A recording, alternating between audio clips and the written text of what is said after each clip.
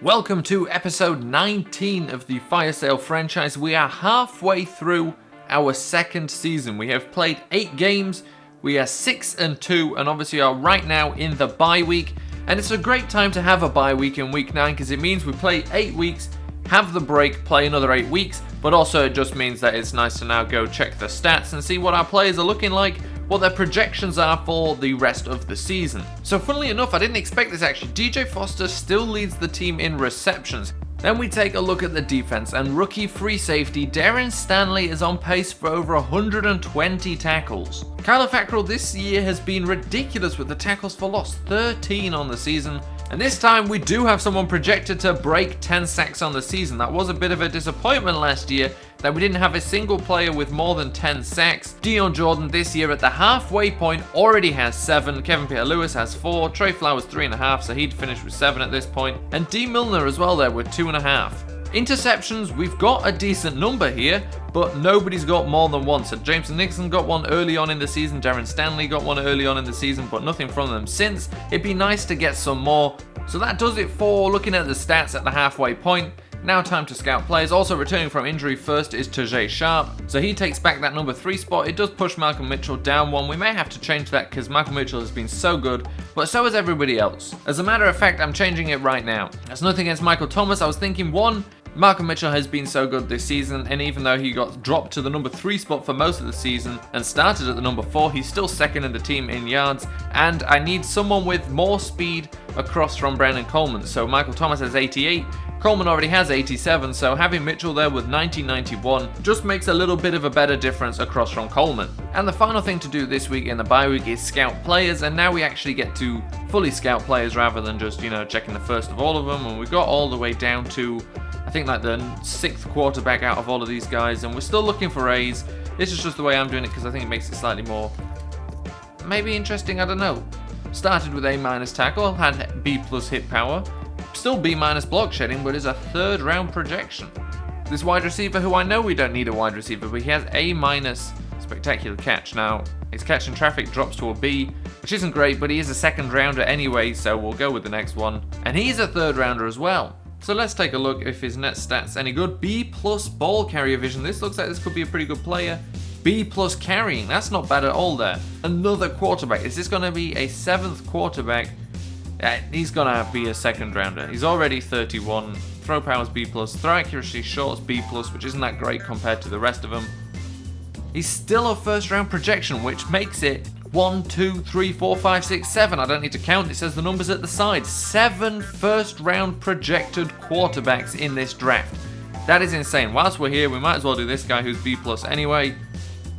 And that's a 2nd. So that rounds out 7 1st rounders, 1 2nd rounder, then the very next is 4th. So there's a big drop off there, but we are definitely going to be able to pick up a pretty good quarterback. We'll obviously take a look at these in a bit more depth when it comes to it, and we've got a lot of options. We've got West Coast pocket passers, balanced, and balanced. So we've got no mobile guys, which is a bit of a shame because they're obviously fun. Let's go with Glenn Hoskins here. He has B pass block, B- impact block, and C+ run block. That's a 1st round talent. A left tackle with B run block. We might be able to switch him to the other side if he's good. B pass block as well. This guy looks like he's probably going to be better than Glenn Hoskins. And then he has C+ impact block, which drops him down to a 2nd round talent. That's it for scouting in this one, and now we can finally get rid of this bye week and actually get into a game in this episode. It's been a while. So we've got some big decisions to make, and we always make the right decision with these. 2 players have been cleared, so we're going to have a look here. So absolutely no reason to start D. Milner here. It's just too high a risk for everything, and well, that's not actually his backup there, but he may turn into his backup. And we won't start Marquise Goodwin either. Now, it doesn't say anything about like his speed going down, which obviously, in terms of his role as a returner, would be pretty good. We probably could play him there, but we're not going to. It's not starting his backup. Michael Mitchell is the starting receiver over him. Alright, so nothing left to do, nothing left to say. Let's just go and play these Buffalo Bills. 6-2, we are hosting a 4-4 team. I think we've got a pretty good chance here, and let's see what we can get out of it. So first play of the game, they go for a pitch to LaShawn McCoy, and it is blown up there for a loss of 3 yards by Devon Still. And on 3rd and 4, we've got a chance to get him off the field. 3-and-out type situation, except for I don't think it was a 3-and-out. And he finds a man, but he was out of bounds. He was wide open, Gets it out of bounds on 3rd and inches. This is our first drive. We don't get it. Absolutely terrible blocking there. More importantly, Keith Marshall was injured on that play, out for the rest of the game, and then they complete that pass. Darren Stanley blows his coverage. Can he catch him before he gets in? He's getting close. He gets him on the 1 yard line. So we stop him on the 1. Can we stop them getting in there? Ray Waddle there. Nice sack. Bit a little bit on that play action. Managed to get Tyrod Taylor. Second play there, we just stopped Sammy Watkins on the 2 yard line, back to the goal line situation. We put our big guys in, and our big guys get LaShawn McCoy there. That's Bray, our rookie defensive tackle. We use only in goal line situations. Good job there. So this is obviously Aaron Murray now. He's got a chance there. He runs for it. Doesn't like to slide. Goes head first for that first down. 7 yards. Nice play. And I'm rewatching this play. I can see pretty much a wide open Coleman. Didn't see that the first time.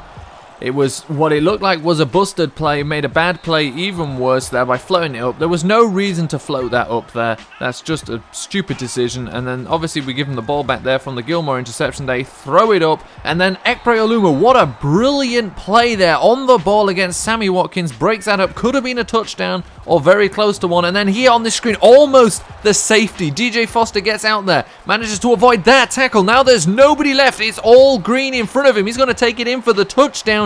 90 yards on a screen where we almost gave up a safety. Aaron Murray managed to get it out of his hands, somehow completed the pass on the screen to DJ Foster, and he did the rest of the work, took it all the way. So they go for a screen against us. McCoy makes Nickerson miss, and then Milner tackles Nickerson, and somehow McCoy falls out of bounds. That could have been a lot worse. We get the ball back eventually, and a nice loft down there to Coleman. Coleman, can he beat the guy chasing him? No, he cannot, but he made a pretty damn big gain there. Very nice play there between Aaron Murray and Coleman. Murray looking pretty good so far in his first proper start. And then he does that. Now, again, another bad decision there, but really didn't expect that to be intercepted whatsoever. They don't get anything going on offense, which is great. The defense holding strong there, holding him to those 3 points they got early in the game. Kenyon Drake now returning the punt, manages to go outside, comes back inside, almost gets tackled there, head twisted back, but he manages. He's only got the punter to beat, gets outside of him, and he's going all the way for the touchdown. 96 yards. We've scored 2 touchdowns now in this game, and neither have gone for less than 90 yards. What a play by Kenyon Drake there on the punt return. Aaron Murray now with another chance, just kind of pops it out there to Rico Gathers, could have ran it himself. That play then sets up a 3rd and 2, which we do get a first down on, so now it's 3rd and 3 further down the field. Throws it up there for Michael Thomas, almost had the touchdown. Thomas just didn't manage to bring it down. Decent coverage, and again we've got another chance now. 1st and 10 on a screen. It worked the first time, why not try it again? And TJ Foster goes in. 2 screens, 2 touchdowns. That was of course a different drive to the other one, so now we're up 24-3, and we've got a chance. We like to be aggressive in these situations. LaShawn McCoy almost avoids him, but doesn't. Dion Jordan gets the safety. We like to be aggressive in those situations. Sometimes it pays off like this, sometimes it doesn't, but this time it does. So now 26-3 the scoreline. Tyrod Taylor stood in that end zone for an awful long time and throws the interception to Ekpre Olumu. Just misses his receivers. Ekpre Olumu was waiting there for it, manages to pick him off. Now we don't actually manage to turn that into anything better than this field goal, but still 29-3, we'll take it. What absolute dominance. We absolutely dominated the Bills. 1 field goal. We almost shut them out. Those 3 points came in the first quarter from that huge play. We let them get down to the 1 yard line. We stopped them getting into the end zone, gave them the field goal, and that's the only points they scored today. Aaron Murray had a good day apart from one of those interceptions. It was on a slant. I was really surprised that ended up being picked off. If anything, you just expect to see that ball hit the floor. The other one was just absolutely an awful decision to loft it up. It was going nowhere. It was pretty much a busted play, and that's how you make a bad play even worse. And you know, you got to learn from that. And of course there was that 90-yard pass, the huge pass, whilst he was in the middle of the air getting hit, throws it out to DJ Foster for the touchdown. Rushing, Kenyon Drake had to come in and fill in for Keith Marshall and did a pretty good job there. 20 attempts, 81 yards, and 4 yards per carry. Had some nice runs at the end, just to run the clock out, a little bit of stat padding for him. We just talked about this when we looked at the stats before going into this game about how DJ Foster was the leader in receptions and receiving yards last year. Not this year. This time comes with 6 receptions, 135 yards, and 2 touchdowns. Darren Stanley had a good day, not just in the tackles, he was all all over the place, had a couple of key plays in terms of stops. He was a man that managed to catch whoever it was that got to the 1 yard line. Obviously, he was also the guy who blew his own coverage. He had a very good day. A bunch of players had a very good day. Trey Flowers had a good day. Again, this is exactly like DJ Foster. We just pointed out how Trey Flowers maybe had a few less sacks than you'd want him to. Only had 3.5. Up to this point in the season, gets 2 in this game. Ray Waddle had 1 as well. He's doing a good job filling in for Kevin Pierre-Louis. There's definitely something missing without Pierre-Louis, but Ray Waddle's not letting us down. Ifo Ekpre-Olumu had an incredible day, and not just, that 1 interception was actually just a wild throw where he happened to be in the area, but he was so good breaking up passes. 3 key passes he broke up. He actually gets no pass deflections for that, but he broke up, I'm pretty sure, 1 touchdown, 1 huge play down the sideline, and then another play that could have been big had he not got in the way of it. Gets an interception as well. And Jameson Nixon had a couple of key pass breakups as well. Just a great day from the defense, and we can't forget this. The 97-yard return touchdown, punt return. Almost had his head taken off by a tackler. Bends back, gets through, and takes it all the way. Let's take a look at this one injury. We know it's Keith Marshall, and he's out for 4 weeks. And now we knew he was getting worse with that injury rating, and I kind of didn't do anything about it, and I should have done. I should have started putting XP into that. Tears his shoulder. I'm not entirely sure if that's exactly what happened the last time. He's now out for 4 weeks. That's a long time for one of the key parts of our offense. A guy who's averaging so many yards, it's ridiculous. On a brighter note, we do next week get back D. Milner and Marquise Goodwin once we advance this week. It also means Kevin Pierre-Louis is only out for 1 more week. Also means we could play him if we need him, but we don't really need him. Ray Waddle's doing okay. I mean, we definitely need him, but we're not going to rush him back. And so before we finish this week, we're now 7-2. We are looking very good. Scout some college players. And I said we'd do positions after this, and we've already got the quarterbacks, right? All of these first rounders, 1 second rounder. I'd take any of those right now. Obviously, we will look into more detail. Now I think we're going to look at running backs. Now obviously we've already looked at these 2 and they're both first rounders. If nothing else, we at least want a running back that we're really happy to have as a backup option for him. Because right now it's Kenyon Drake, and I'm happy to have Kenyon Drake and use him, but it's just not as exciting as Keith Marshall. We want another guy we're excited to use, and that's why we're looking for a running back in this draft as well. Quarterback, we want to replace our quarterback. Running back, we want a nice second running back option. Obviously, we have DJ Foster, who we like, but we like him as a receiving back. So right tackle, we'd like a right tackle. We obviously have our left tackle. I scouted some left tackles just on the simple assumption that we can switch them over to the right side. We'll also have a look at some guards. So we'll take a look at the first and second rounders here. Take a look at the guards. A B run block is worth looking more at. B- impact block. This guy's probably going to be good. And he is. He's a first rounder there with a C+ pass block. It's nice to be able to potentially take a right tackle there in the first round. Yes. Oh, so he's a first rounder. I thought with the C+ impact blocking, especially compared to this guy, but obviously a tackle pass block is more important than run block. That makes no sense because he's just not as good as him. Obviously his other stats will be different, but from what we can see, it makes no sense that this guy should be a first round talent, this guy's second. Probably means he's going to be low. If his impact blocking's not his second highest, but 5 points, spend him. He's a first rounder, so I actually expected worse. Once again, doesn't make much sense to me there. So that's definitely a guy to look at there. His physical stats don't excite me as much as Jameson Nickerson's did, but if he's there for us to take with one of our, 4 first round picks, I think we'll take him. It'd be nice to have 2 studs at the cornerback positions that we can just take up all the way. I don't know how higher overalls these boys can get if we go far, but C+ zone coverage, Brian Roof is probably not going to be that good, and that's us done for points. So it's week 11, and like I said, Kevin Pierre-Louis has been cleared to play, but we're not going to play him. High chance of re-injury. We're not going to risk anything with our best defensive player.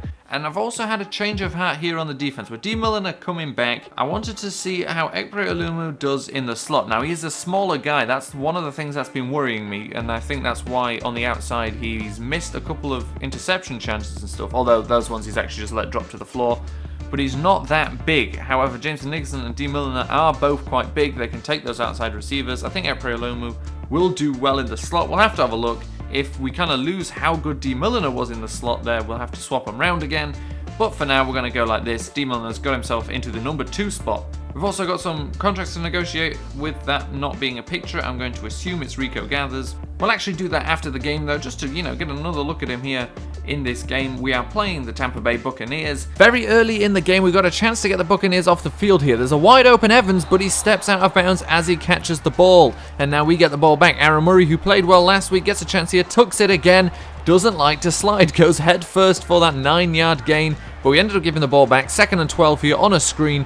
That's Ray Waddle there, struggling to keep up with the running back, manages to catch him in the end, tackle him. That sets up this play where Joshua Perry forces the fumble. Everyone's trying to pick it up. Kyler Fackrell does, falls over. If he would have stayed on his feet, that would have definitely been a touchdown. Instead, we're on the 13-yard line now with possession. Looking for something here. Aaron Murray manages to run for the first down to the 1-yard line. Almost a touchdown. Not quite though. And on this very next play, drops back, has absolutely no time, gets sacked. Forced fumble, the defense recovers it, picks it up, looks like they're going for a scoop and score. Surely a receiver can try and catch up. Nobody's in the picture. Finally, Weatherington, the tight end, is coming into the picture, but it's far too late. They take it in for the touchdown. So we're now down 7-0. We did nothing with our offensive possession, but Scooby right here sacks Jameis Winston, and that takes them out of field goal range. So a huge play there, and on the punt, into the air, Kenyon Drake back to pick it up. He doesn't pick it up. It hits him in the back. He only realizes far too late. The ball's in the end zone and is picked up by the Buccaneers. Another fumble recovered for a touchdown. So Aaron Murray has got some work cut out for him. Down 14-0. He finds Coleman down the sideline and he goes down all the way to the 30. So a nice play there. He's got to string a couple of those together to start this comeback. Gets sacked there. That's not going to work for him. Just nobody was open for him. And we have to settle for a field goal, a 54-yarder there. And Brennan Tomlinson puts it through with ease. So 14-3 and the Buccaneers have the ball back on our 22-yard line. Absolutely no rush coming. Winston puts it up, but it was Ekpre Olumu who comes down with it. That's his 2nd interception in as many games. Takes it away from the receiver. Turnover for us. That's a huge play for us late in this 2nd quarter. There's a huge difference between going into the half 10-14 or 3-14. Murray finds Coleman here. Can he get in? No, he cannot get into the end zone, but he gets inside the 5-yard line. And on the very next play, we like to do this. Straight back to Coleman on a slant. He gets the touchdown. The extra point was missed, so it's now 9-14, and the Buccaneers are trying to get into field goal range before the half is out, and that's going to help them a lot there, down to the 44-yard line. Out of bounds. Winston now with all the time in the world. A missed sack on in there. Manages to find a receiver who found a soft spot in the zones. Another huge gain, and that takes them into field goal range now, so they can go into the half 17-9 if we don't do something about it, and that is going to do a lot about it, and it's about to do a lot more when Dion Jordan picks the ball up, starts to take it down. Mike Evans can't catch him. Dion Jordan is going all the way for this touchdown. That's the 2nd fumble recovered for a touchdown by a defense in this game, the first by us, and it puts us up 16-14 going into the half. This final attempt here by the Buccaneers to get back down again, and the ball hits the ground. So we're 16-14, first possession in the 2nd half, and that's a nice completion there to Coleman, and we've got a real chance to start building a lead here. Aaron Murray sitting back, tries to find Mitchell, overthrows him, and that's an interception to Conti. If Conti gets an interception, you know the ball's been overthrown, so we turn the ball over. We had a chance to build on the lead, and now the defense is going to stop the Buccaneers doing anything more, or at least try their best. We get the ball back with no points scored. Aaron Murray again looking around, manages to find Tajay Sharp there. 3rd and 10. That was just short, and now we're going to go for a 61-yard field goal. The wind is strong and it's in our favor, and he hits it. He gets the 61-yarder. So we're up 19-14. The Buccaneers have the ball again, and then we just don't sack Winston there. That was almost a sack. He managed to get rid of the ball, and again Winston's dropping back, looking around, has all the time in the world, and somehow Derek Milner, the safety, was 3 steps behind their tight end Safarian Jenkins, and I don't know how that happens, but it did, and they got the score there. So Aaron Murray now running all over the place, has got anywhere to go, lofts it upfield. What a completion that would have been. Just misses the catch there, almost got it. Nice break up there by the defender. 3rd and 19 now. He manages to find Coleman. Ball just goes over the head of the defender, and Coleman picks up a bunch of yards after as well, but gets injured there. So Coleman now out for the rest of the game. And 2 plays later, Murray struggles to find anyone open, gets hit, and now he's injured, and now he's out for the rest of the game. So we kicked a field goal. This is a couple of possessions later, and on the punt, Morstead gets hit, and that's 15 yards for roughing the kicker, and it was 4th and 14, so we get a first down. What a break for us. Gives us a chance to get down the field here again and go a bit further, and Kenyon Drake, great job there. I thought he was going to go in for the touchdown. Almost does. Instead, he sets up this chance on the 3-yard line. Hackenberg looking to throw, finds Malcolm Mitchell for the touchdown. That puts us up 29-20. very late in the game. 2-minute warning actually hit as we threw that touchdown. So the Buccaneers looking to get something here. Winston rolls out right, tries to avoid pressure, doesn't avoid the pressure. We force a fumble and everybody's going for it, and eventually Ray Waddle picks it up. So there was a big pile up there. Ray Waddle recovers the fumble, already up 29-20. We can run out the clock here and score another touchdown, but instead Kenyon Drake fumbles it, another pile on. It's taken a while for anyone to pick it up. Christian Hackenberg dives into the pile a couple of times. Eventually the Buccaneers recover it. The game is as good as finished now, but they're going to keep pushing it down the field, and then Ekpre Olumu comes up with a clutch interception, his third in 2 games. What on earth was that game? What the heck happened? There's so much happened in that game. I don't even remember everything that happened. The final interception at the end got me questioning whether it was last game that Ekpre Olumu got the interception or earlier in this one. It seemed to go on forever. So much happened. Now, there are a couple of injuries that are pretty worrying. We'll obviously get into that once we get into the main screen. It'll show us exactly how that works. Let's take a look at the stats. So Aaron Murray, until going out injured, was doing pretty well. The one interception, I don't even remember. I don't remember an interception. Oh, I do. I think he overthrew it, didn't he? He overthrew his receiver. So that was pretty annoying, but 60% wasn't bad. Hackenberg didn't have to do much once he came in to replace him. Kenyon Drake ran the ball pretty well, 96 yards, 5.6 average. Receiving, Brandon Coleman, 5 receptions, 92 yards. Rico Gathers, 5.55. Tajay Sharp coming back this week, 4 for 46. Malcolm Mitchell, 4 for 38. DJ Foster, 3 for 20. Michael Thomas dropped a first down. It's going to happen every now and then. He didn't only drop a first down, actually. It was probably going to be a touchdown. Malcolm Mitchell made up for it, got the first down on the next play. Touchdown for Malcolm Mitchell, touchdown for Brandon Coleman. This is where these numbers are going to be ridiculous. Obviously a whole bunch of tackles for everyone everywhere. Dion Jordan could have had 4 sacks today, only had 2. Somehow Jameis Winston managed to get the ball out of his hands without it being intentional grounding. Devin Still got 1, Trey Flowers got 1, Scooby Wright got 1. Ifo Ekpre Olumu got 2 interceptions, and both of those interceptions came when he was playing at the number 2 corner spot after Jameson Nickerson went out injured. So huge from him. This was obviously the first game where we played D. Milliner at corner number 2 to see how that would work out. Ifo Ekpre Olumu plays corner number 2 because of injury, and pretty much makes me think, yeah, no chance I'm swapping that around. D. Milliner plays so well in the slot, and he's just earned himself that number 2 spot. Not only 2 interceptions, a bunch of other good plays as well. Forced fumbles, Devin Still got 1, Joshua Perry got 1, Calafacro recovered a fumble, Ray Waddle recovered a fumble, Dion Jordan recovered a fumble, which means one of those fumbles wasn't. For some reason, forced fumbles sometimes aren't registered if it's like a quarterback sack on the fumble. And of course, Dion Jordan took back that fumble, 72 yards for a touchdown. And they did the exact same thing to us, actually took it back 86 yards. We don't even have a thing here that shows how good Brennan Thomason's 61-yard field goal was. A 61-yard field goal. Now, of course, that's not the record. The record is 64 yards. Now for the tough part, and this is actually really good news because we had 3 players injured in that game. Jameson Nickerson went out of the game, Brandon Coleman went out of the game, and Aaron Murray went out of the game. Now, the only one I know will definitely turn up in that one new injury is Aaron Murray because he broke his collarbone. That's bad for 2 reasons. So let's take a look at the injury report first off, see what's going on. Yep, so Aaron Murray with his broken collarbone, out 7 weeks. That's him done for the season. Of course, we will be in the playoffs, or with any luck, we'll be in the playoffs. We've already won 7 games, I think, now. It'd be pretty hard for us to lose it at this point, but we're not going to now play the rest of the season with Christian Hackenberg and then switch to Aaron Murray at the end. Unless Christian Hackenberg plays that badly, but the worst part of all of this isn't that Aaron Murray is injured and was playing very well, it's that we've New York Jetsted ourselves. It's literally, or as close to literally, what happened with them. We're playing with Christian Hackenberg, he's not doing well, you know, it's the Ryan Fitzpatrick situation. We finally switch, we say, okay,